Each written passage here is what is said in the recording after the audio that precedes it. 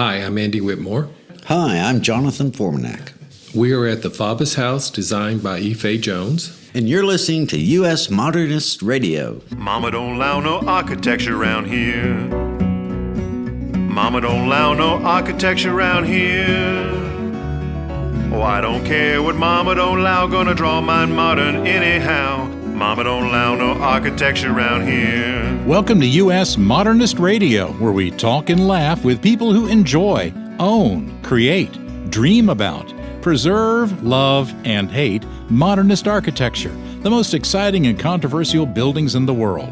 I'm Tom Guyout, and today we welcome back one of our favorite guests, YouTube star Professor Stewart Hicks.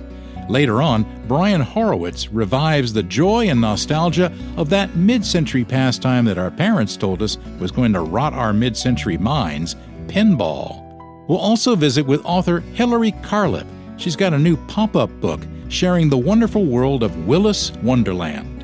And now your host, popping up all over the place, Mr. Modernism, George Smart. Hey, thanks, Tom. This U.S. Modernist thing that I started 18 years ago has been a wonderful experience. And as part of that, I get invited to speak all over the country to art, museum, and real estate groups. People are so welcoming and kind and curious about modernism, whether they lived through mid-century and are looking back, or they aspire to create it in their lives for decades ahead. Everyone wants to know how they can have their own piece of the action. The houses, the furniture, the barware, the art, the clothes, the music, the martinis, and wrapping it all up, the vibe. Modernism wasn't always so cool. It fell out of favor in the 1970s and everyone thought it was dead. There was a time in the 80s when you could get amazing houses by famous architects for $100,000 or less. Bargains were everywhere. Now, not so much. So people wonder, what if I build one? Do you have a dream of a modernist house but have given up? Have you been reading too many architecture coffee table books? Have you squandered your evenings watching too many HGTV shows? If so, you've probably come to the reasonable conclusion that modernism just isn't affordable for the average person. This is just not true. It's a meticulously curated, influencer-fueled media fantasy that scares people off. Those magazines and shows typically aren't showing shortcuts. They're showing high taste. The true essence of modernism is affordability. Houses built with simple materials, assembled with precision that doesn't require fussy, expensive ornamentation. Early homes by Gill, Gropius, Breuer, and Wright's Usonians sought to create small, beautiful, functional living at a reasonable price. You could practically clean these houses with a single Swiffer. They were efficient, they hugged the landscape, and they made you feel like you were living in a work of art without having to sell your soul to do it. But you might say to me, George, I just don't have the money to spend on an architect. Wrong answer.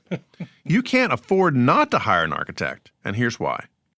Architects are highly trained in scale, structure, and space in ways that you are not. They know stuff that can save you money.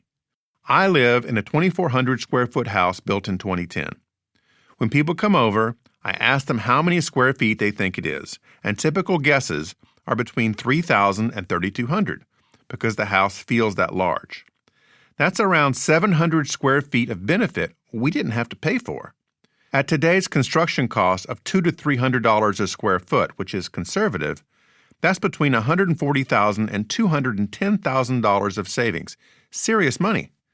An architect is going to cost you on average about 12% of construction costs, or in this case, about $72,000. Do the math. You are way ahead. Don't think of modernism as a style you can't afford. You can certainly bling it out, but you don't have to. Your house can be simple, pure, and so efficient that with all that money you save, you can buy even more expensive coffee table books. U.S. Modernist Radio is underwritten by Diane Bald and the Budman family, restoring significant architecture in Toronto, Los Angeles, Malibu, and Palm Springs.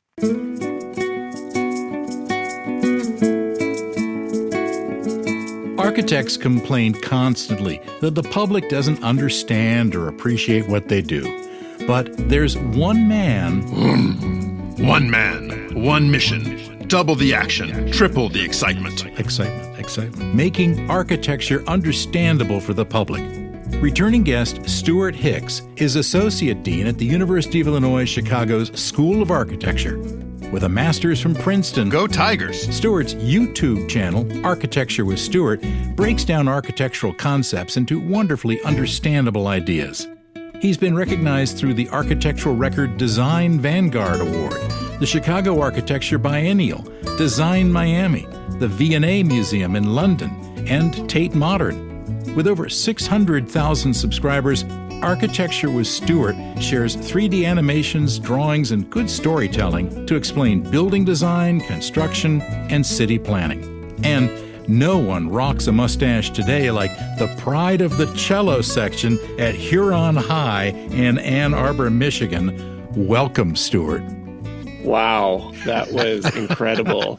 Not only was there the deep dive into my high school days, but wow. Thank you for that introduction. Double the action, triple the excitement. Exactly. Yeah, that ought to do it for you. Wow. So, Stewart, are you still playing the cello?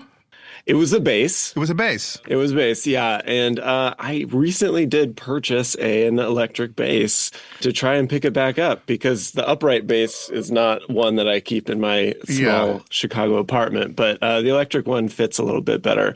But I haven't been keeping up with it as much as I'd like. You haven't joined a band yet? No, I think that's the key, right? To kind of keeping you into it. Yeah. Just like plucking it in your den doesn't do it. You can come back on the show as one of our musical guests. I don't think many people are able to noodle around on the bass by themselves. Right. It's not really a solo instrument. I have a friend who plays the bass, and we visited back in March. I play a little piano, and he immediately got out his bass and started playing along. I think he'd been waiting for somebody else to jam with. Well, that's cool. And it was actually really cool. That is cool. Well, Stewart, let's start off with an item most people who are not architects had never heard of, but they've likely seen one. What is a truss plate, and how did it transform home building? Well, funny you should ask.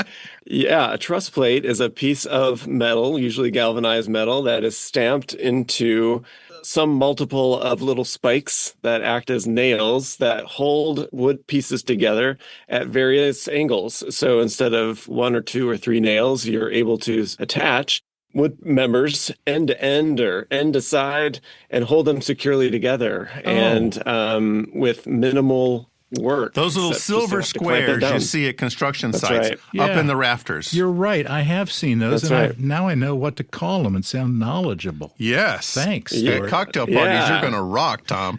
Yeah, they were originally called a gang nail plate, and then they've taken other names. And in a recent video, I explored their impact on the construction industry and the way that we've been designing as a result. And it's pretty fascinating stuff. There was a guy who was like on a building code committee, and he went into business making these. Yeah, that's right. So he was in Florida, and he was part of the folks who were looking at writing building codes so that the houses could be hurricane proof. And so he was focused specifically on the roofs that were flying off in hurricane winds. And he, after working on that, set his sights on trying to solve some of the problems that he saw coming up. And that gang nail plate was his invention. And he not only took out the patent for that plate itself, but he took out the patent for its construction and the process for prefabricating trusses off-site to then bring onto site. So he was He's a truss mogul. forward-thinking. Yeah. Yes, actually, yes. He's been called the Henry Ford of building and architecture because of his single-handedly automating a huge chunk of the construction process for homes. Now, one of the things I found fascinating about your video on this, and I was anticipating an explosion special effect. We didn't quite get there.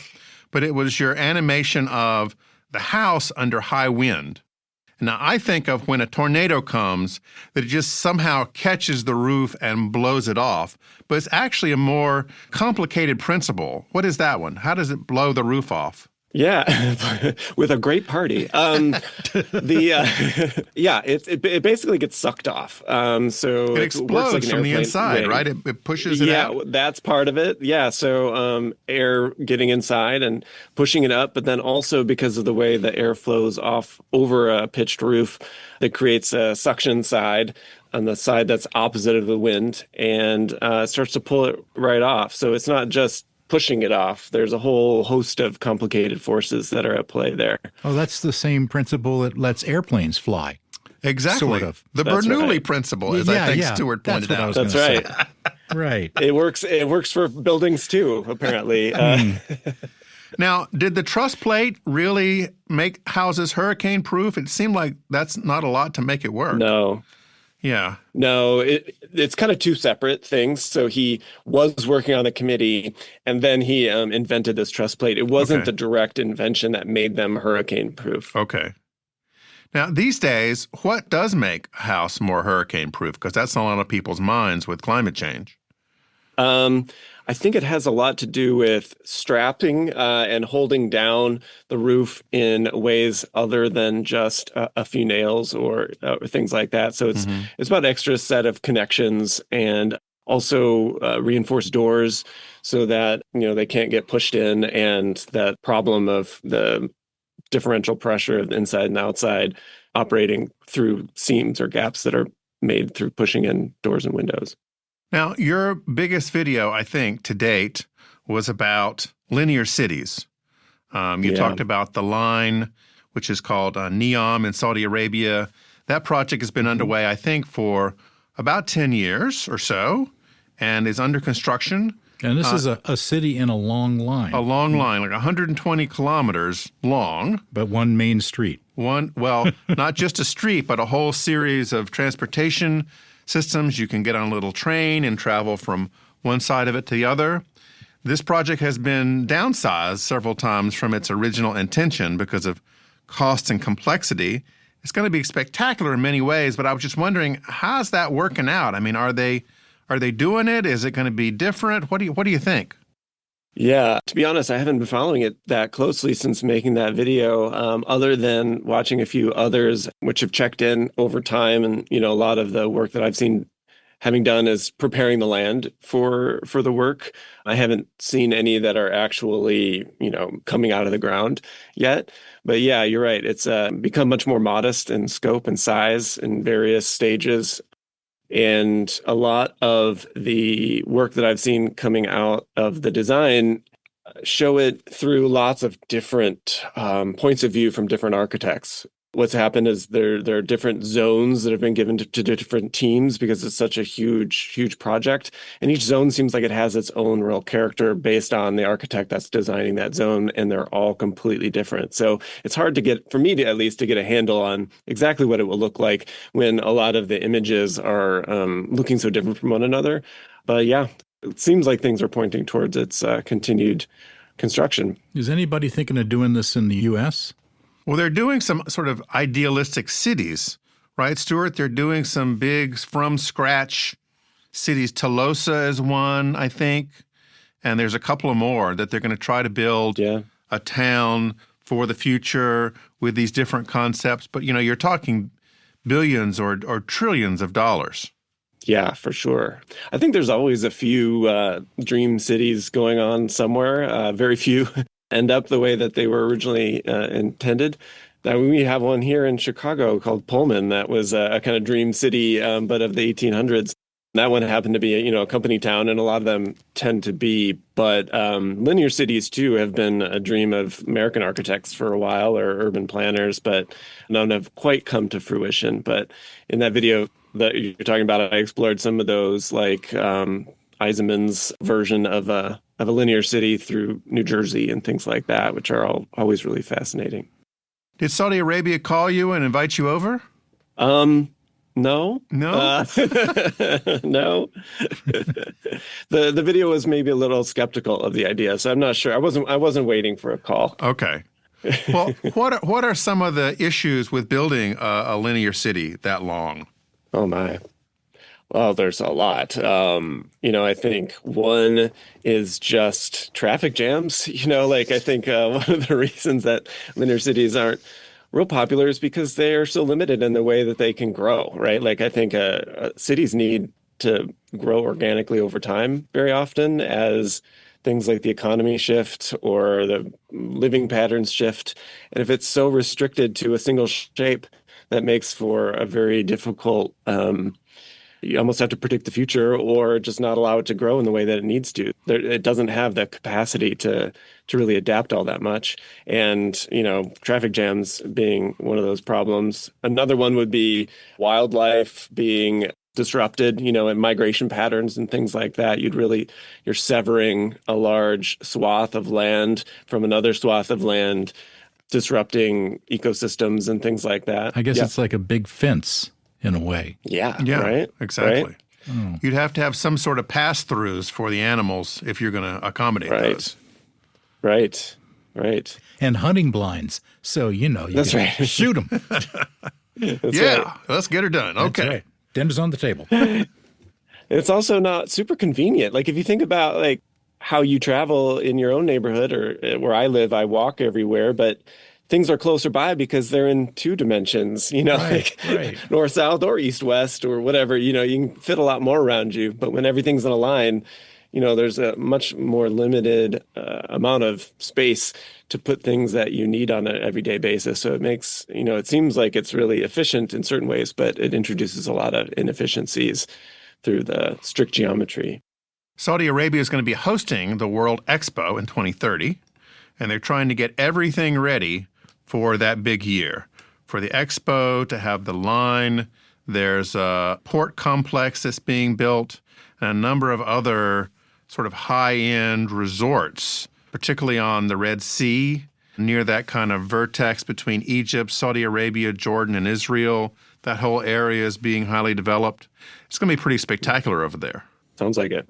Now, you and your wife, Allison, wrote a book called Misguided Tactics for Propriety Calibration. Now, this sounds to me like how to cheat a breathalyzer test. Am I right? Yeah, we did write a little book, and the title was meant to be a little bit of a joke, because we were interested in the idea of character in architecture. I think we've talked about this in the past, but and that book was an attempt to look at like Midwestern architecture and how it might be a good model for a way of thinking about character in architecture. And so there's different ways. One of the things that we find so interesting is like the world's largest ball of twine, like this instinct to try and create distinction and identity through things that are like innocuous, but like, we have the largest strawberry and, that building is shaped like a basket. Yeah.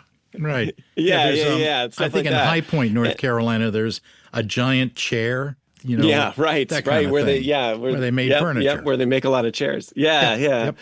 So like that, that need to create identity, but not through, I don't know, like anything that is too off-putting or too eccentric or anything like that. And so that's one way of thinking about character. Like you create something unique and give it character by having these stories about a place and these large things that go along with those stories and identities. But then you also think about character being like the historic courthouse or something like that, and the brick and stuff that it's made out of. And so we were trying to like think about like how are those two things related? Like those two things seem really different as a way of creating character for a place like the Midwest. And so that's what we were trying to figure out. It seems like today's version of that, world's biggest ball of string, is to get somebody like, Norman Foster to build a museum or airport in your town. It's not the old school kind of attraction that it was before, right? That's the ones that are tough because that's kind of imported, right? Like it's not something that comes from the place, but it's a way of trying to get on the map, like literally or figuratively, by creating a cultural attraction and some starchitect Bilbao effect. Something like Little Island in New York or the High Line for that matter? I mean, that's an attraction that, especially with the High Line, they took something that was already there, an elevated railroad. And made it something. Like to create like an experience or something like a really unique experience. Yeah. Now, your show I love because it's so good for mere mortals like us who are not architects, right? I can watch any of your segments and I can really learn something. How do you decide on what topics to do? And how can you tell whether something is really of general interest versus being kind of too inside baseball architects only? Wow. If I knew that, I would have a lot more subscribers. That's a good question, and it's one that I'm trying to answer and think about all of the time. I think that a lot of it just has to do with like how you can frame a story or a problem or something so that people can get in easily and interested into it easily. So is there a way of just stating it? There's a really great YouTuber named Tom Scott, and he talked about his a video title for one of his, and he talked about a aquarium for sharks as a spacesuit for sharks. And by just kind of defamiliarizing something like that, like an aquarium, by just changing the terminology a little bit, from it the kind of piques shark's your interest. perspective. Yeah. From the shark's exactly. perspective, it's like a spacesuit. I get it. Right. So it creates this curiosity gap that like you want to learn more about that because of just that reframing. And that video, if it's called something about spacesuits for sharks, you're probably willing to go pretty deep in the rabbit hole learning about that stuff just because your interest has been piqued. And so I think the same is true for architecture. I think it's about finding those kind of ins and language shakeups a little bit that can allow people to see something that maybe that's familiar, but seeing it in a new way that piques their interest and grabs their attention and to want to learn a little bit more about it. This is a good year to do it because it's the 50th anniversary of Jaws. There you go. From 1975. So sharks are going to be really in this year. Right. Yeah. And that favorite catchphrase from the movie, we're going to need a bigger boat. Yep.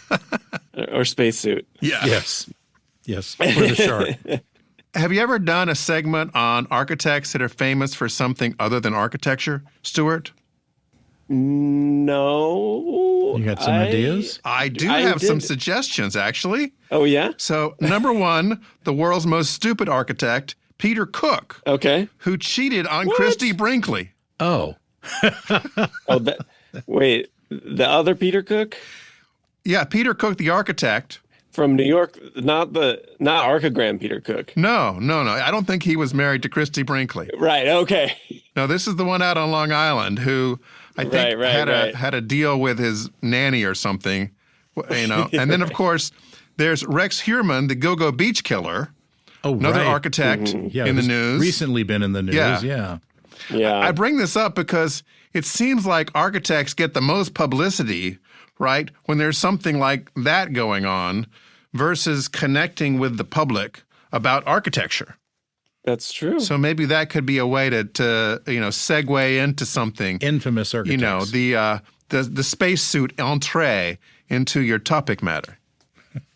Yeah, that's interesting. So their profession is something that kind of makes the headline when they go nutty in some way. Right. Yeah, that's true. Exactly. Another one of those mass killer architects. Yeah. Oh, yeah.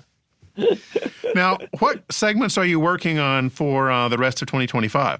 What do we got to look forward to? Let's see. Doing one on rotating restaurants. They're kind of coming back, and that's kind of an interesting thing. Love that. Yeah, kind of wondering why. We're working on one about how buildings are retrofit to prevent crime and explosions and things like that. So, like how we make buildings safer. Do you know what would happen inside of the parlor room inside of like an old house? I've noticed in old house plans, the rooms would be named as a parlor. Yeah. Do you know what would happen in there? So that was your entertaining space. Sometimes the more informal entertaining space, like when a suitor would come a courting for your daughter, you would put them in the parlor together with a little tea.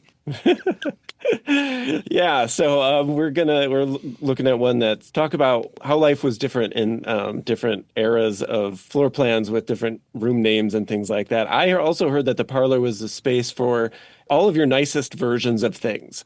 So like, and it included your bed. So the nicest bed would go in there too, In the and so parlor? people would sleep Huh, in really? the parlor. Yeah, so it wasn't just about like the public-ness of it. It was about pooling all of your nice things that people would show and things like that. So Wow. Now, is that how we get massage parlor? Because there's a bed involved? maybe Yeah, sure. Okay. watch out for that video Tattoo coming parlor, later, yeah. 2025. Tattoo Okay. parlor? Yeah. And there's lots of parlors of dubious origins. Stewart, it's always a pleasure to talk with you. Thank you so much for coming back on the show. His channel is Architecture with Stewart, available wherever YouTube is served. Thank you so much for having me. We were speaking with Stewart Hicks.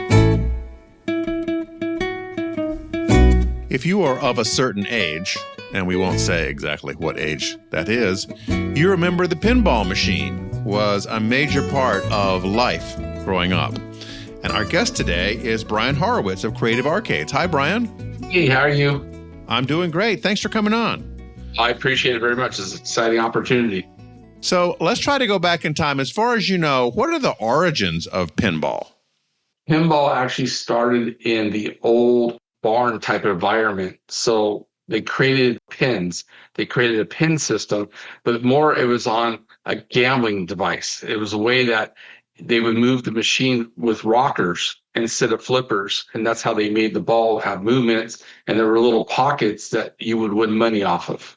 So what was pretty cool in the old days is when the ball would go through the thing, it had a buzzard sound, similar to, when you're playing those medical games that you're sticking in there and trying not to touch anything. Yeah. Well, when the ball went in the hole, it made a crazy buzzing sound. And then eventually they added lighting and they kept developing it to what you see pinball is today, more virtual or traditional with flippers. What was unique is the concept was there, but it was developed a lot different. It was more on a pivot rocker type of thing that you would rock and move the ball around. So it was something that people already had a passion for. And, some crazy and great inventors kept improving it to where we see today. Pinball for us brings back a lot of memories, and it's funny. I get customers all the time saying, "Hey, can you stick a quarter on the machine?" And in the 80s where I grew up, the quarter was the way you stood in line for your placement, and it's funny is my number 2 daughter, she goes, "Dad, why would they put quarters on there? Aren't they worried somebody was going to take them?" Well, in the 80s and 90s, it was, a different world. Yes. And these days, it's more, you wouldn't want to leave a quarter up there. It probably would get taken. It's kind of a shame. But, it was fun. There was a lot of things that we grew up in the 80s on pinball, and now it's coming back. You're getting a lot of restaurants. And for us, we get a lot of families buying pinballs to put in their homes for their children to get off their cell phones and do something as a family. And one lady, she actually has it on a paid device. If her son does his homework, she gives him money and he can play pinball if he does his homework. That's genius. No, I think it's pretty cool. And, we have dentist offices putting pinballs and arcades in their facilities as a toy box because it makes kids want to go there and play. Who wants to go to a dentist office? But if you go there and play some arcades, you just got to open your mouth with the dentist. Why not? Now, these early machines that you were describing were really more about gambling. They were like a slot machine. And as a result of that, a lot of states banned these machines, even after they stopped being for gambling. I believe that South Carolina still bans them. Is that right? Digital pinball, the V-Pin style, we could sell to South Carolina, no problem at all. Also Maine, but you have to do them as non-coin device. They have to be strictly for consumer use, non-commercial use. I was amazed to learn that New York banned them until 1976, which is crazy. And Chicago had a ban on them, Salt Lake City, Philadelphia. It was all some kind of degenerate activity as it was, portrayed by the public, but these were really pretty harmless machines. Yeah, they're very harmless. They're more on an entertainment purpose, but like any entertainment purpose, people like to increase gambling, making gambling as part of the sideway. There's a lot of excitement when people are gambling, but now it's excitement by getting high scores. Then there wasn't a way to keep track of scores. There wasn't a scoring mechanism. It was more a way to play, and you kept track. You had a little card that you would check off which hole you got, and you would total your score, similar to like miniature golf type of device. Now, when I was playing this actively, and that was in the 80s, there were just a couple of companies. The ones I remember were Bally, Williams, and Gottlieb. Is that right? Yeah, and then Stern is another one. Stern is a big one. And what's interesting is they're pretty much all made in Chicago. Oh, okay. So that's kind of the center of the universe for pinball. Yeah, it's pretty unique, but they're all out there. And it's interesting because, one guy that's an engineer at one company will leave and go work at the other company. I actually went there and got a tour of Stern, and it's a lot of overseas parts, but they're assembling it and putting it together. And, it's nice. It's nice to see something actually being made in the U.S. Now, what happened when software came to pinball machines and microprocessors? When was that? That was 2012 was when the first digital pinball came out, but it was a combination digital and traditional. It just had certain areas that were working digital. And 2018, a company called VPin came out with the first digital virtual pinball machine.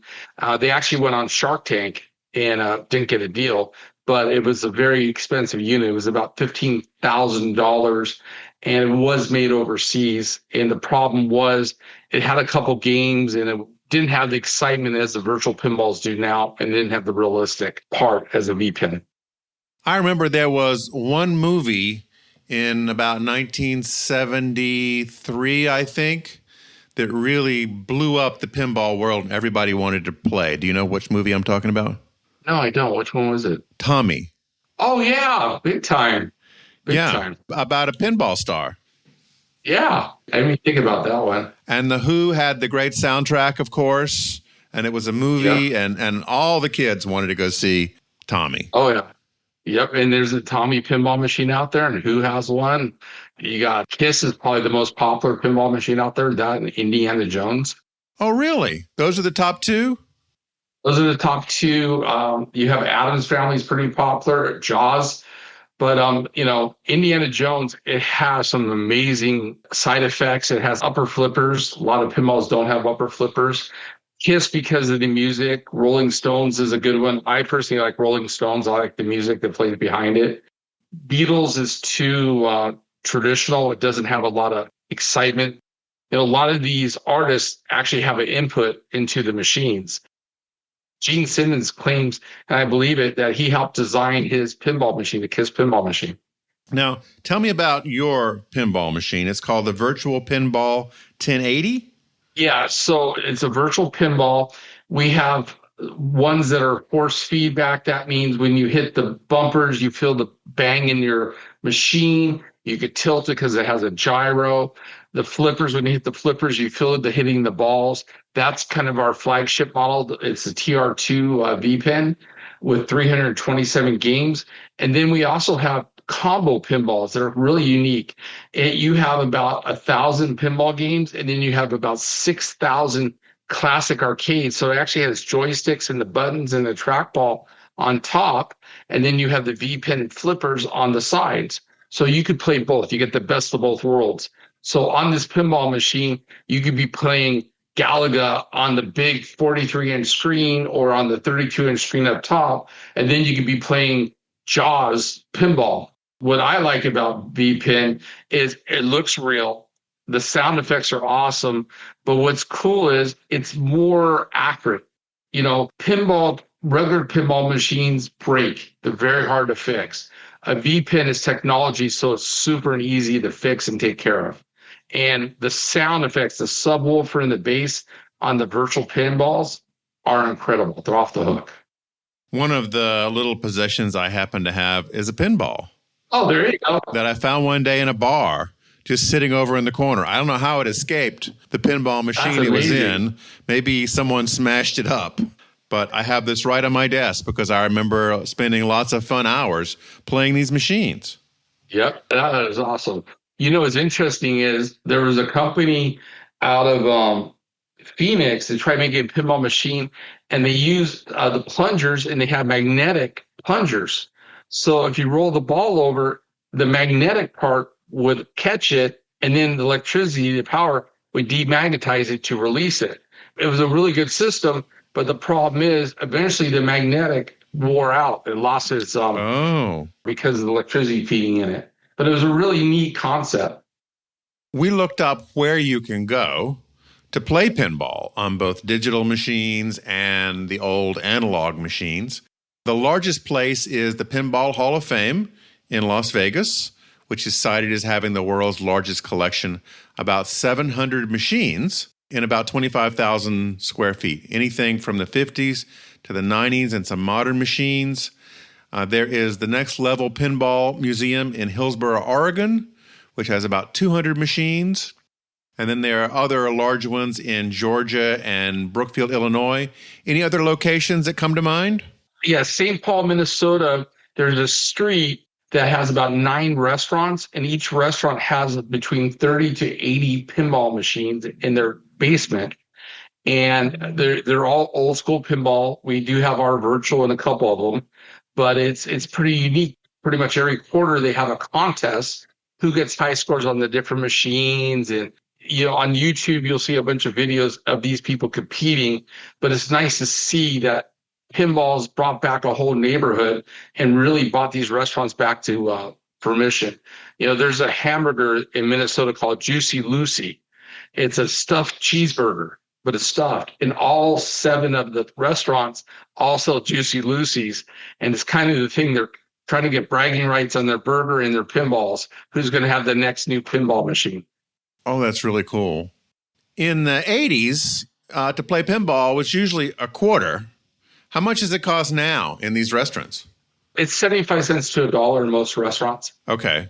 And I know when you go to some of these large arcades, some of them you put coins in, some of them have tickets, I think, or swipe cards. Swipers. They use digital swipe cards. Swipe cards.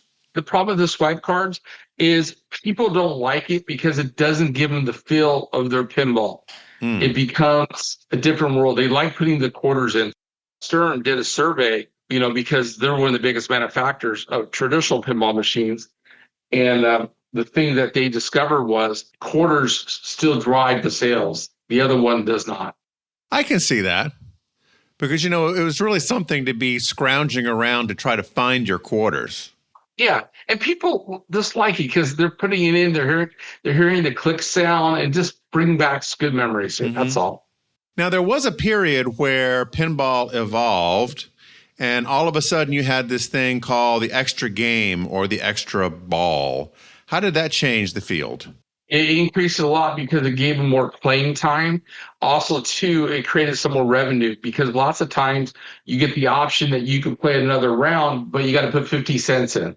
You got to put more money in to stay playing the machine. Or if you got the extra ball, it brought more excitement. You could have 2-3 balls playing at once, and that was very exciting. Indiana Jones was one of the first machines to come out with a 3-ball capacity.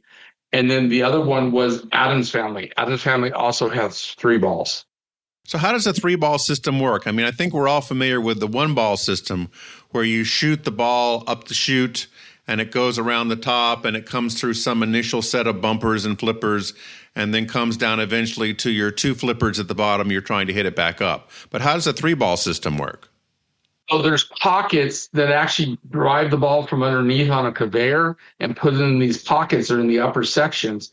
So when you hit a certain score, they'll shoot out one of these extra balls. So it becomes very active, a little bit hectic, but exciting that you're playing 2 to 3 more balls. All at the same time? All at the same time. And you have the upper flippers. You're playing the upper and the lower. So it's skill. You got to have some skill, but it's just excitement. And you're able to run your score up really high. I'm seeing on Google that you can buy a Indiana Jones pinball machine. It looks like for between like $10,000 to $15,000? That is correct. And what's interesting is if you hold these pinballs, they keep going up. I paid $4,600 for mine, and it's like having a stock in the stock market. It just keeps going up and up. But the biggest thing is now Stern and Bally's have been able to reproduce parts for the machines. So before, one of the problems was you couldn't find parts, but now there's parts available to fix them. In Michigan, there's actually a pinball convention that they sell all the components from glass and new flippers, new springs, new plungers. It's legit. Now, are there pinball doctors? Are there people that you can call when your pinball machine goes on the fritz? Yes, there's one guy that he has a network throughout the U.S. called Pinball Guru. His name is Ivan, and his team all came from pinball facilities, or they work for Benson.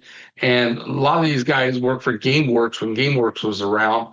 And you go online and go to Game Room Guru and you book a tech, and they'll come out to you and fix it. And we use them actually as subcontractors for our company. If we have a problem, they'll go out to our customer's house and fix it. And these guys are awesome. Oh, that is fantastic. This sounds so fun. Yeah. You got a great job, Brian. You know what? When you get to play arcades, you don't mind coming to work every day. I actually have employees for our multi-cades. There are techs, but they work 7 days a week. And you could call at night or on the weekend and ask how to play a game, and they'll FaceTime you and show you how to play it. Or they'll answer a question or help you. It's great when they love their job, right? Yes, and we're always designing new stuff. Our guys were writing code.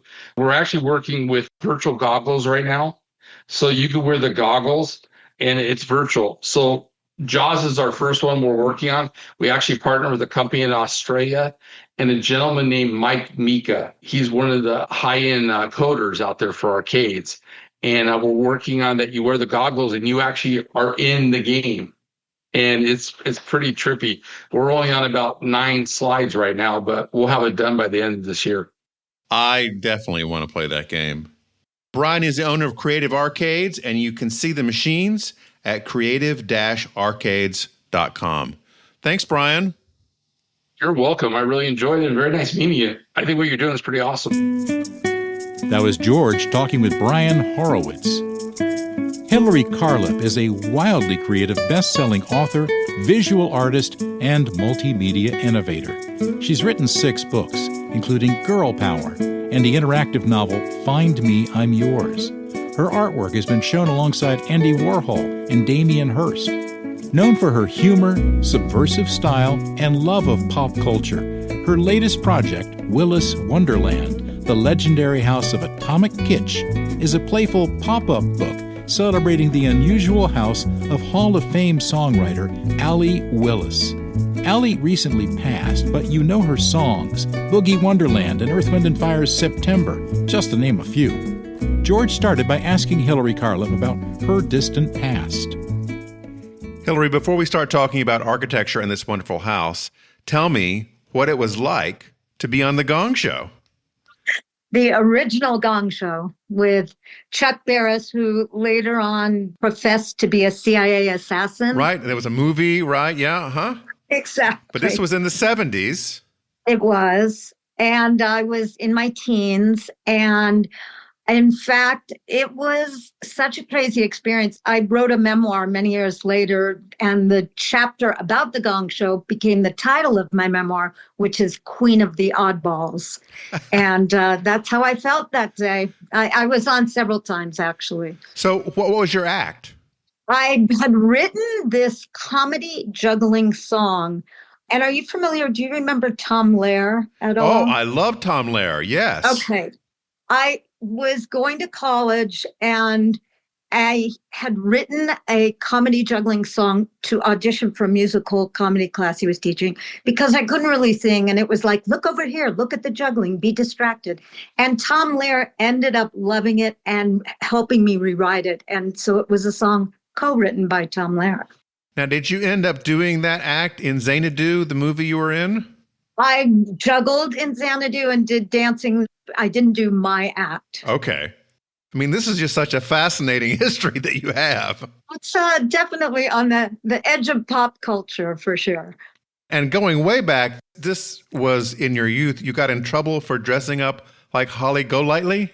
Well, not only dressing up, I was in the 6th grade. I was also smoking a cigarette in a cigarette holder on the schoolyard in the 6th grade. So yes, I did get suspended. And how long was your suspension? I don't even remember. Hopefully long enough to rewatch Breakfast at Tiffany's. Yeah. You're going to stay home. Might as well do that. Very elegant, actually, Yes. So this new book of yours called Willis Wonderland is about a particular house and a particular person's dream of their house. So let's start with the person. So tell me about the owner of this house and how she got to put it together. The owner of the house was Allie Willis, who was a Hall of Fame songwriter. She was responsible for some of the biggest hits of all time, like Earth, Wind and Fire's September and Boogie Wonderland and the Friends theme song. A Neutron Dance, yes. Neutron Dance, Color Purple, the musical on Broadway, and then the film. So she actually bought this home. It's in North Hollywood, and it was one of the few homes designed by William Kessling. William Kessling, sure. In the 30s. Yes, it was a streamlined, modern house. It was supposedly the MGM party house, and she purchased it with her royalty checks from writing Boogie Wonderland, and hence the name Willis Wonderland. That is what she called it. So she was an incredibly creative person. She was a set designer, a multimedia artist, in addition to being a songwriter, and everything she did was just a huge success.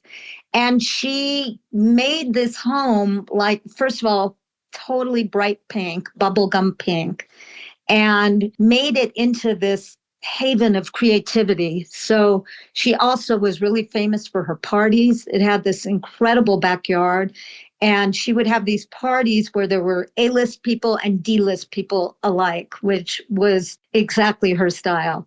The most famous and the most obscure, like the Del Rubio triplets, 3 older women who wore miniskirts and played guitar. And that was Allie, highbrow, lowbrow. That's really cool. Now, this house was an Art Deco house when she got it. Correct. Not very adorned. What did she start to do to it? Well, she started definitely creating her own vibe. The front yard had a whole bowling ball garden. There were actual 50s bowling balls in the garden. She also did collect mostly mid-century modern furniture, and she had a completely world-renowned collection of kitsch. So the house was, and still is, full of this incredible collection. Her house was mentioned in the first book that coined the phrase mid-century modern, and her house is in it. She passed away in 2019, right? So she was there for 40 years, I guess, almost. Yes, she bought it in 80-something, so yes. Mm-hmm. Everybody in Hollywood must have known this house. Absolutely. It was really something. The not only the gatherings, but the collection inside. After she passed away, suddenly her partner of many years started a foundation, the Willis Wonderland Foundation. It was so important to Allie. She wanted it to be a museum or something. She just wanted to keep the house. And they have done everything to try and do that for 6 years. And unfortunately have not been able to keep it up in terms of continuing on. But instead, they asked me to do a pop-up book to memorialize the house and the collection within it. And there's a documentary too. Yes. What is the name of that, and when is it coming out? The documentary's been out for a year now. It's still streaming on Hulu. It's called The World According to Allie Willis. And it's really something. I can't recommend it highly enough. It so captures her just huge creativity and her commitment to it. And now I'm going to go do this. And everything she did like that was successful and inspiring. So it's a very inspiring film. How did you decide to do a pop-up book versus just a book? Well, actually, I wish I could say it was my idea. I was approached by the foundation. I had helped in the early days of the foundation. I'd known Allie for many, many years. We were friends for decades. And I had helped create all the branding for the foundation and design.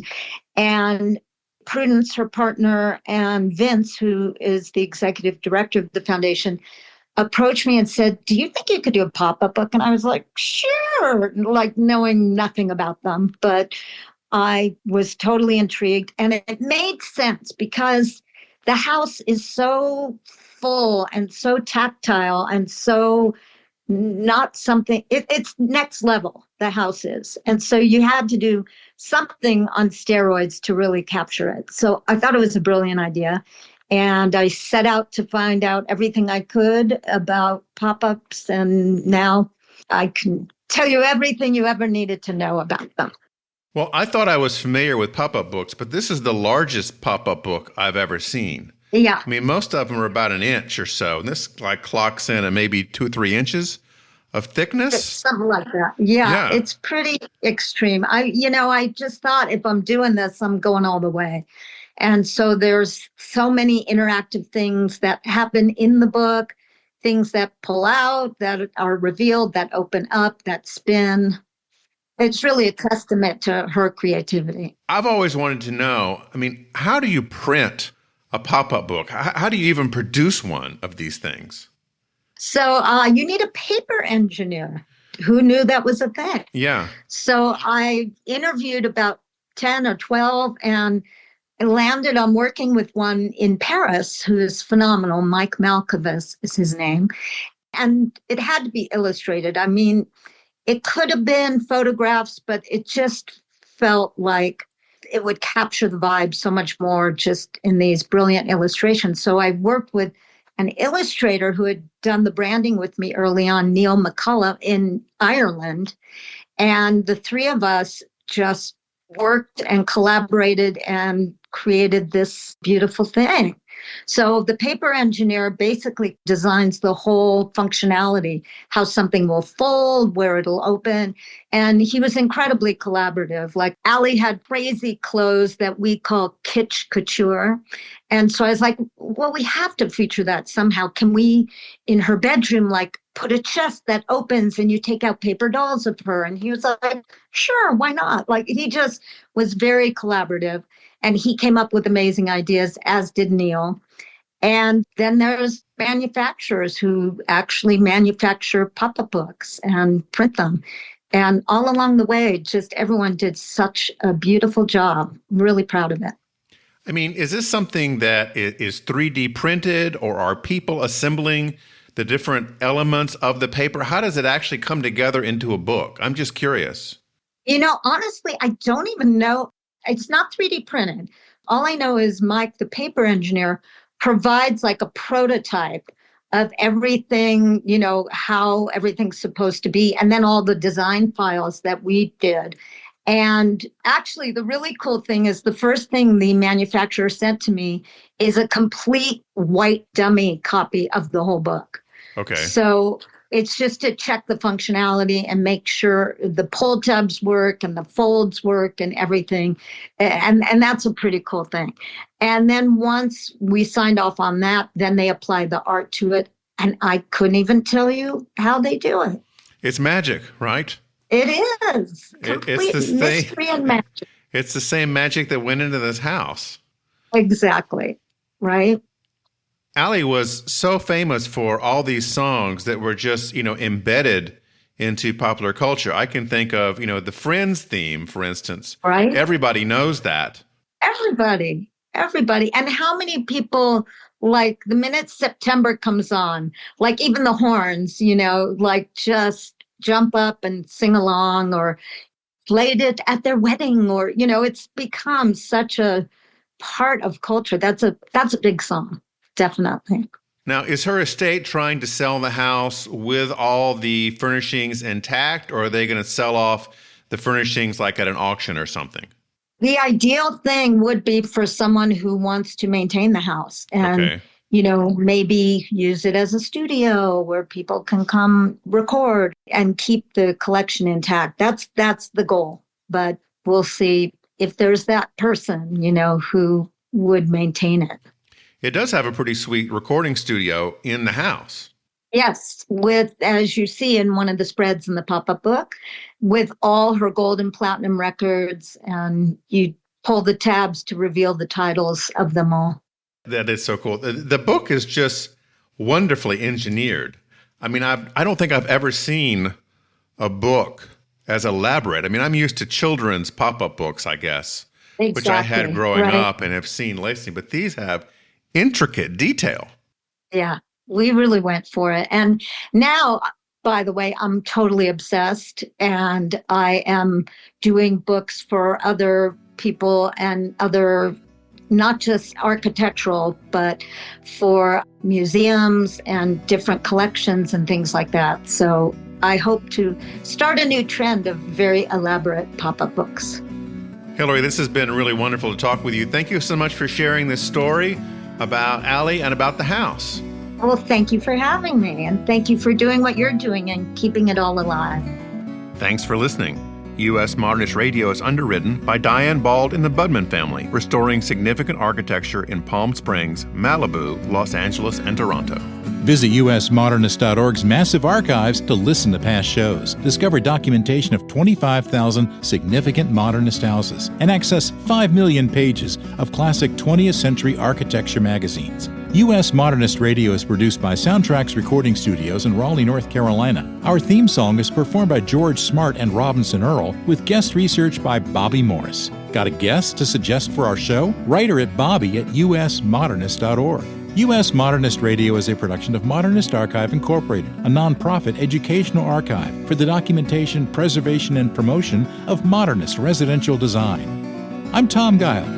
George and I'll be back soon with another surprisingly affordable edition of U.S. Modernist Radio.